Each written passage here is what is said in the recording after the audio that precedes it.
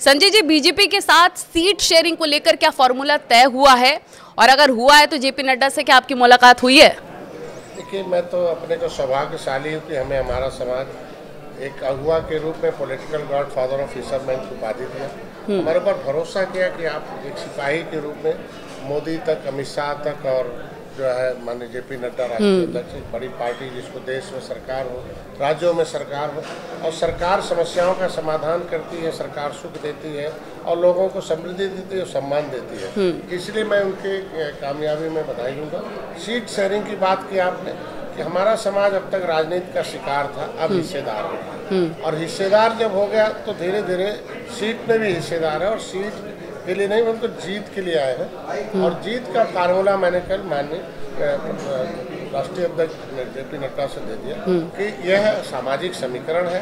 हम 2017 में आपके पास आए थे और 2019 में आए थे। 2022 में मैंने आपकी 15 सीटों में से 11 हारी हुई सीट लिया था, जहाँ कभी भारतीय जनता पार्टी नहीं जीतती थी, तो मैं 9 सीटें जीत के दिया, और 2 सीटें ऐसी थी, 4 सीटें जिसमें हम 2-3 हज़ार वोट से आ रहे हैं। ये सीटें भी हम लोग समाज के कार्यकर्ता तब वोट देते हैं जब आप उनको सीट देते थे, तो कार्यकर्ता सम्मान के लिए आता, उनको न वेतन चाहिए न कुछ चाहिए। तो इनके लिए सबसे बड़ा तो इनका एक सामाजिक मुद्दा है आरक्षण का, जिसको माननीय योगी जी को धन्यवाद दूंगा। योगी जी जब सांसद थे तब वो आवाज़ उठाते थे सदन में, और तब उसके बाद मैं तो 2013 में निषाद राज के किले का आया, कभी त्रेता में, कभी मर्यादा पुरुषोत्तम भगवान राम के आसपास का निषाद राज था, उन्होंने गले लगाया था और उन्होंने सजा दे के रावण राज। इस युग में आपने निषाद राज के वंशज के बेटे डॉक्टर संजय को, अगर मोदी जी होगी, आपने गले लगाया है। इनकी समस्या है कि मुगलों अंग्रेजों से लड़े उजड़े हैं,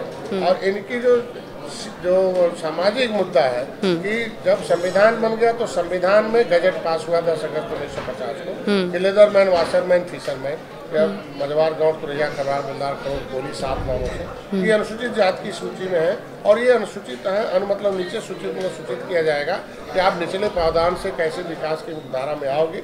आपको हर क्षेत्रों में एक आपको अवसर प्रदान होगा आरक्षण के लिए। लेकिन हमारे लोगों ने पॉलिटिकल पार्टनर ने होने के नाते, पॉलिटिकल पार्ट होने के नाते राजनीति के शिकार हुए, राजनीति के हिस्सेदार नहीं बन पाए, क्योंकि वो राजनीति जान नहीं पाए और राजनीति के हिसाब से लड़ाई लड़ते रहते। उत्तर प्रदेश में गजट पास हो गया जिसमें ये उपजातियों को पिछड़ी जात में डाल दिया। अच्छा। ये न पिछड़ी में न अनुसूचित में। तो इनका एक सामाजिक मुद्दा है। रात में मैंने उनसे कहा कि भारतीय जनता पार्टी के साथ निषाद पार्टी इसीलिए आई थी कि इनके सामाजिक मुद्दे हल हो जाए, जिसके वजह से न होने के नाते केंद्र राज्य में आपकी सरकार है, तो समाज मेरा बड़ा आक्रोशित में है। उसको अगर आप चाहते हैं तो इनको हम जीत में बदल सकते हैं। इनके जो आरक्षण है उस पर आप पहल करें। वो तैयार हो गए, और दीपावली के बाद माननीय गृह मंत्री और हम सब लोग बैठेंगे और इनके आरक्षण के मुद्दे को जो भी जिस तरीके से होगा उसको आगे बढ़ाकर सॉल्व करेंगे। लेकिन संजय जी के समायोजन का था। फिर मैंने उनसे कह दिया आप बड़ी पार्टी हैं, मैंने उन्हें सीट दे दिया, उनको प्रत्याशी दे दिया और जीत के सारे समीकरण दे दिया कि मझवा में हम 70-80 हज़ार से ऊपर हैं, हम कटहरी में 40,000 हैं, हम उसी तरीके से फूलपुर में हैं, हम जो है और जगहों पर कुंदरकी में, इस तरह की 5-6 सीटें जहाँ निषाद बहुत अधिक है, उनके जब वो निषाद का पार्टी के कार्यकर्ता तब जब जोश से वोट डलवाते जब उनको सीट मिलती। तो ऐसे में मैंने उनको अभिभावक के रूप में, जब उन्होंने कहा कि नहीं आपका सामाजिक मुद्दे हल करेंगे, तो मैंने अभिभावक तब भी माना था, अब भी माना। मैंने कहा अभिभावक आप हैं, आप इसे देकर उचित जो फैसला हो, कैसे जीत सकते हैं आप ये देखवा लीजिए। और मैंने दे दिया। आज सुबह प्रत्याशी भी उन लोगों से मिले थे। अब वो उनके ऊपर है कैसे जीतते हैं, क्योंकि भाजपा लड़ती है, निषाद पार्टी लड़ती है, हमारे प्रत्याशी लड़ेंगे, उनके प्रत्याशी लड़ेंगे, क्योंकि वो बड़ी पार्टी बड़ा फैसला, जो भी वो फैसला लेते हैं मैं उनके साथ हूँ। मैंने रात को उनको बता दिया।